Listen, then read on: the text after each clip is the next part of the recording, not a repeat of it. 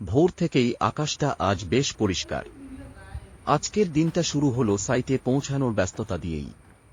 পকেটে দায়িত্ব আর মাথায় হাজারো পরিকল্পনা নিয়ে যখন সাইটে পৌঁছালাম, তখন চারপাশটা যেন জেগে উঠছে। কাজ শুরু করার আগেই প্রথম কাজ হলো পুরো সাইটটা খুঁটিয়ে দেখা, কোথাও কোনো কলমে হানিকম আছে কিনা তা নিশ্চিত করা খুব জরুরি ছিল। খুঁটিন কাজের প্রতি আমার যে বিশেষ নজর, তা মেনেই প্রতিটি ইঞ্চি আমি পরীক্ষা করলাম। সাইট পরিদর্শনের মাঝপথেই শাটের সুপারভাইজারের ডাক এল। নির্দেশ পরিষ্কার, সিঁড়ির কাজ দ্রুত শেষ করতে হবে।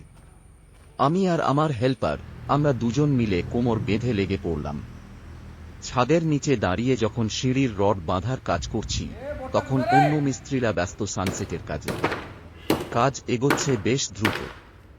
সানসেটের কাজ অর্ধেক শেষ হয়ে গেছে।